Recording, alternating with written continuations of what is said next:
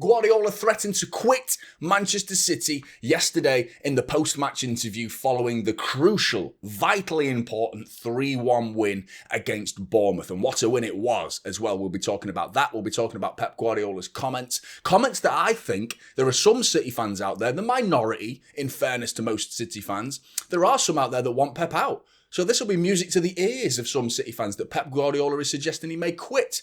As to why, we'll get onto that shortly. But we have to talk about the emotion that was involved in yesterday's win. And what a win it was, by the way. And apologies to everyone who was expecting to see me in a watch-along yesterday.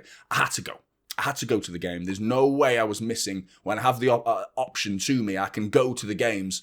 If there's Kevin De Bruyne saying goodbye to a man who's given us everything. I love giving you guys content to enjoy, and giving back to Manchester City fans is an amazing feeling for me, and being able to produce this content. But there's no way I was missing Kevin De Bruyne and saying goodbye to him. You know, an absolutely vital win for Manchester City it was yesterday as well. Looking at the performance as well, arguably our best game of the season. Certainly from an entertainment factor, it was. The Marmouche goal, mate. Fucking ridiculous.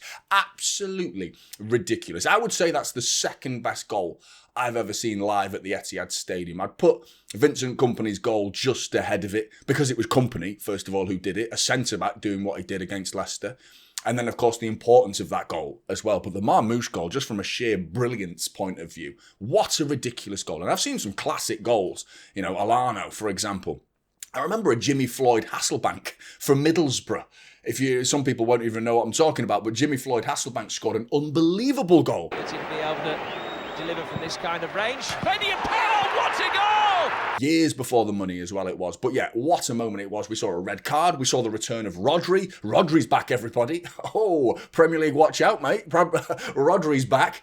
Can't wait for that next season and seeing him consistently playing week in, week out for Manchester City. But we will not get to see Kevin De Bruyne play in, week out. And it meant so much to me to see the reception that he got, the deserving send-off that he got from the football club was just, it was heartwarming, it was gut-wrenching at the same time because it was emotional. You know, there was a lot of tears going on at the Etihad yesterday, some from Kevin De Bruyne himself and plenty from Pep Guardiola, who we'll be talking about in a minute, but this is the moment. This is the club that I love. This is why I love Manchester City. Look at the send-off that we have given Kevin De Bruyne here.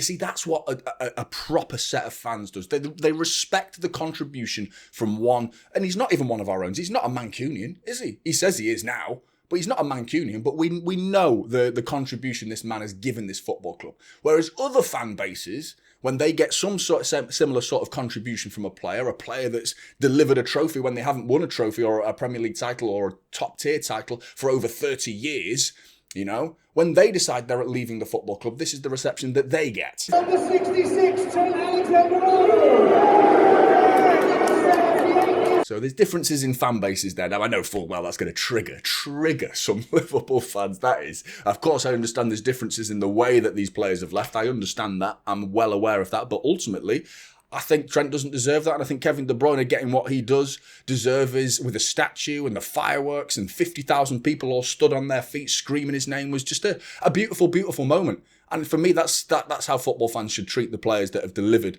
the things that Kevin De Bruyne has delivered this football club. Absolutely sensational. Now, let's have a listen to what Pep Guardiola had to say for himself. A lot of people are talking about the transfers that might come in this summer, but do you actually need a smaller squad now? No, I don't want that. I said to the club, I don't want that. You want smaller? And I don't want to give 5-6 players in the tribune. I don't want that. I will quit. If don't make this shorter a squad, I will not stay. It's impossible. It's impossible for my soul to give the players in the tribune where they cannot play. Now it happened because we add for players, and immediately it was maybe 3 or 4 months we could not select 11 players. We don't have defenders. It was so difficult. And after, okay, the people come back, but next season cannot be like that. I cannot, as a manager, I cannot be training 24 players, and every time we're selecting, I have to be 4, 5, 6 players stay in Manchester at home because cannot be go to play. This is not going to happen. This is not going to happen. I said to the club, so I don't want that. That's some big words. Now, City fans are going to be a bit like, well, what then? What are we doing then? If we need a rebuild and we're not signing any players, well, clearly that must mean departures.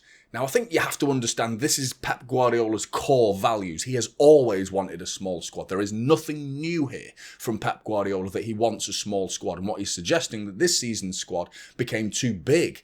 Now, I don't think that's an excuse as to why this season's gone wrong. It's not because, we had too many players to choose from, so therefore we failed. No, he's not suggesting that. He just doesn't want the aura around the club. And he's always had that as a standpoint, as a manager, as a focal point for his approach to managing a group of players. He would rather have a tightly knitted group of players that he can get quite literally hands-on with at times and get his message across to these players without it being too convoluted and getting your message. It dilutes the message when there's too many ears for the message to penetrate, if that makes sense. Because I think there's going to be some sad players as well. It's letting too many players go in terms of like not bringing them with you to the squad on match days, saying no to this player and no to that player. It brings those players down, and having sad players in a dressing room can bring the whole dressing room's atmosphere down a level or two.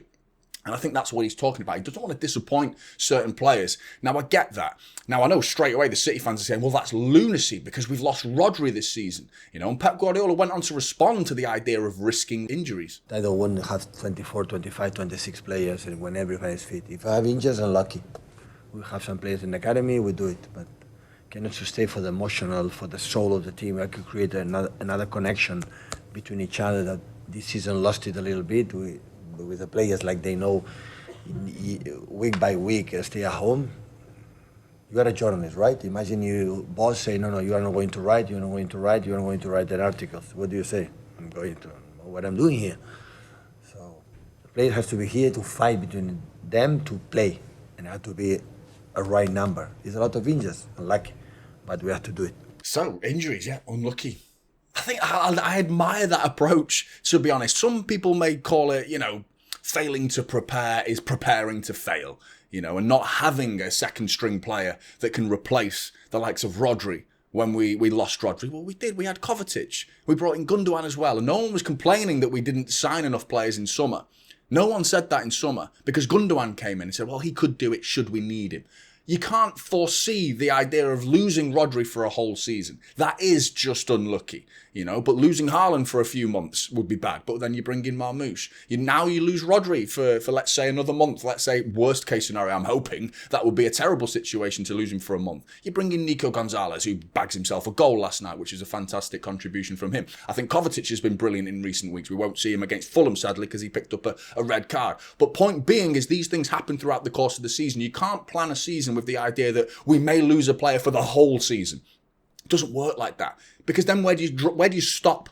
Where do you stop planning to prepare? Because what if that next player picks up an injury? What if the second string player? Where do you draw the line in what you call bad luck and failing to plan? Because the next player who gets injured could be out for the season, and then it's like, well, we didn't plan. Where's our third player? You know what I mean? Where do you draw the line?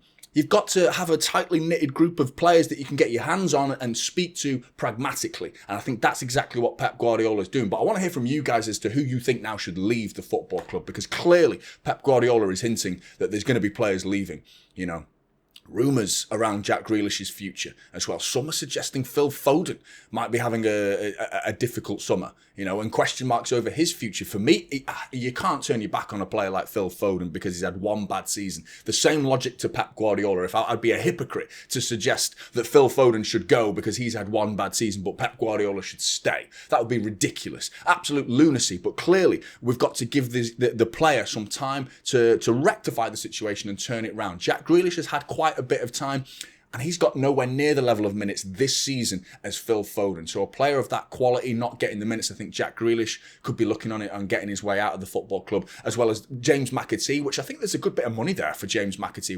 We were planning on using a bit of money in the Wirtz deal, which has seemingly fallen through, and McAtee potentially going the other way. Ortega was reportedly going the other way as part of that deal as well. Even though the deals fell through, doesn't mean that those players have lost value. We could sell these players and make a reasonable amount of money. The question's over certain players' future, but ultimately Pep Guardiola is doing what I think a lot of City fans are now going to worry about going into next season, and not actually having a big squad that can plan for the ideas of losing Haaland or losing Rodri like we did this season. But I agree with Pep. I think the track record is there for everybody to see. Pep Guardiola has succeeded with the same size squads that he's talking about as a want for next season. You know, we've won so much with that size squads before. So why change the winning formula? If anything, this season with too many players, it could be one of the many reasons as to why we've not done that well this season. Because there's too many heads in the dressing room. But what do you think, Blues? I want to hear your thoughts on this one. I want to hear your thoughts on the win yesterday. Are we going to go and beat Fulham? Surely. I mean, we only need a point. We only need a point. And I will be doing a watch long, so make sure you're tuning in for that one this weekend. The final game of the season, and a massive game it is. We need that point. Get ourselves some Champions League football, and get in the comments below and let us know your thoughts. Like and subscribe to Typical City, and I'll see you in the next one. This is Typical City now, holding up silver.